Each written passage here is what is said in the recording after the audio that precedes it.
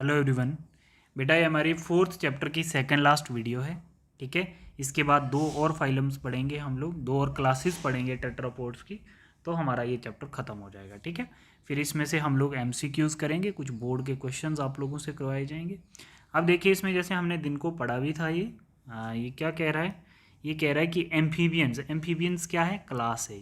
क्या है, amphibians class है। इसके अंडर आएंगे फ्रॉग। ठीक है, फ्रॉग आएगा। अब देखो smallest class of vertebrates, vertebrate के अंदर जितने भी टेट्रापोडाज आते हैं तो सबसे कम ऑर्गेनिज्म जिस क्लास में आते हैं वो एम्फीबियंस में आते हैं। ठीक है, तभी इसको स्मॉलेस्ट क्लास ऑफ वर्टिब्रेट्स कहा जाता है। सेकंड पॉइंट है, कहता है they can live in terrestrial as well as aquatic habitat. ठीक है, तो ये आपको एम्फीबियंस की जो स्पीशीज हैं, फ्रॉग लाइक स्पीशीज आप लोगों को कहाँ कहाँ मिल सकती है, लैंड पे भी मिल सकती हैं और एक्वाटिक में भी मिल सकती हैं। Most of them have 2 pairs of limbs, और इनमें 2 पेयर्स ऑफ लिम्स होंगे।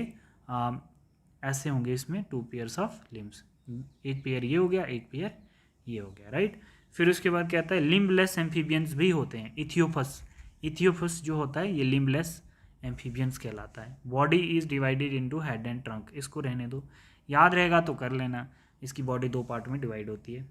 टेल में भी present in some case, tail जो होती है, ऐसे तो फ्रॉग में टेल एब्सेंट होती है ना, सिर्फ लार्वल स्टेज पे प्रेजेंट होती है, बट एडल्ट स्टेज पे भी कुछ फ्रॉग की स्पीशीज में टेल प्रेजेंट होती है, दैट इज सैलेमेंड्रा। उस फ्रॉग का क्या नाम है, सैलेमेंड्रा, जिसमें एडल्ट में भी टेल प्रेजेंट होती है। Skin is moist slippery without scales, इसको भी रहने दीजिए। आई हैव आईलेट्स, ये कर लेना, आईलेट्स हमें भी होते हैं और उनमें भी प्रेजेंट है। थर्ड आई इज फंक्शनल, हम में नॉन फंक्शनल होती है थर्ड आई। निकटेटिंग मेम्ब्रेन, उसको हम क्या बोलते हैं, निकटेटिंग मेम्ब्रेन। जैसे वाटर में ना, उनमें फंक्शनल इसलिए कहलाई जाती है कि वो आइज़ ओपन रखते हैं जब वाटर में होते हैं फ्रॉग वगैरह, और उनकी आइज़ में वाटर इंटर ना होने देती है ये निकटेटिंग मेम्ब्रेन। ठीक है, फिर उसके बाद जैसे हम लोग वाटर में जाते हैं ना, तो आइज़ अगर ओपन रखते हैं तो हमें पानी इंटर हो जाता है, बट ये ओपन भी रखेंगे तो इनको पानी इंटर नहीं होगा, क्योंकि इनमें जो निकटेटिंग मेम्ब्रेन होती है वो फंक्शनल होती है, जिसको थर्ड आई कहा जाता है, right. After that they have, ये रहने देना, टेम्पेनियम मेम्ब्रेन जो है इसको रहने दीजिए आप लोग, इतना सब देखो। अब कहता है कि इसमें क्या होता है, ये वाला पॉइंट करो, इसके बाद ये वाला पॉइंट इंपॉर्टेंट है। एलिमेंट्री कैनाल्स, ठीक है, डाइजेस्टिव सिस्टम जिसको कहते हैं। यूरिनरी ब्लैडर, जहाँ से यूरिन पास होता है। रिप्रोडक्टिव ट्रैक्ट, रिप्रोडक्टिव पार्ट समझते हो आप लोग। Open into the common chamber called cloaca, उसको हम कोलेका कहते हैं। देखिए एलिमेंट्री कैनाल, फूड जो फिकल मैटर है वो भी वहीं से निकलेगा, फिर उसके बाद यूरिन भी वहीं से पास होगा, फिर वहाँ से स्पर्म भी वहीं से पास करेंगे। एक कॉमन डक्ट है इन तीनों चीज़ों को पास करने के लिए, जिसको हम लोग कोलेका बोलते हैं। ठीक है, जैसे हमारे पास क्या होता है, यूरिन के लिए एक अलग पाथ होता है, फिकल मैटर के लिए अलग पाथ होता है। ठीक है, स्पर्म्स के लिए, यूरिन और स्पर्म्स के लिए कॉमन होता है। मतलब हमारे पास 2 ट्रैक्स होते हैं, बट इसके पास एक ही ट्रैक है इन तीनों चीज़ों को पास करने के लिए। ठीक है, the cloaca is present in exterior, रहने दीजिए इसको। फिर इसके बाद larva of amphibian frog is called tadpole, ये सबको पता होना चाहिए कि फ्रॉग के लार्वे को हम टैडपोल कहते हैं। रेस्पिरेशंस इज बाई गिल्स, जब टैडपोल होता है फ्रॉग, ठीक है, मतलब जब फ्रॉग का जो लार्वा है वो टेडपोल होता है, तो तब वो पानी में रहता है, गिल से रिस्पायर करेगा। जब बड़ा हो जाता है, अडल्ट हो जाता है, लंग से करेगा, स्किन से करेगा। हार्ट इज ऑफ 3 चैम्बर्ड, आपको पता है कि एम्फीबिया में 3 चैम्बर हार्ट होते हैं, 2 ऑरिकल्स एंड 1 वेंट्रिकल्स।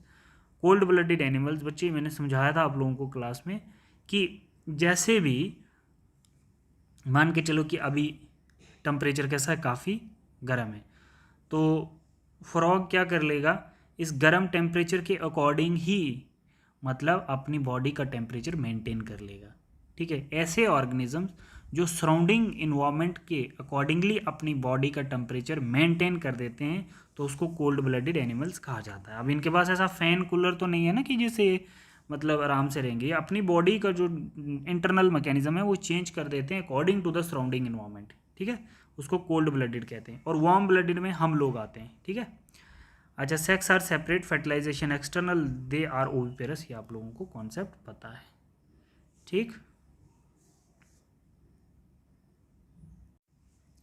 अब इसमें देखना डेवलपमेंट इन डायरेक्ट, जो नए बच्चे ऐड हो रहे हैं उनको अगर नहीं पता है, जैसे शिवांग चौधरी पूछ रहा था, बॉयज़ का एक लड़का बॉयज़ ग्रुप में, तो वो कह रहा था कि इनडायरेक्ट सर क्या है। तो इनडायरेक्ट आप लोगों को पता है कि जब लार्वा जिन स्टेजेस में, जिन स्पीशीज़ में लार्वा बनता है तो उसको इनडायरेक्ट कहते हैं, तो जिनमें लार्वा नहीं बनता तो उनकी डायरेक्ट डेवलपमेंट होती है।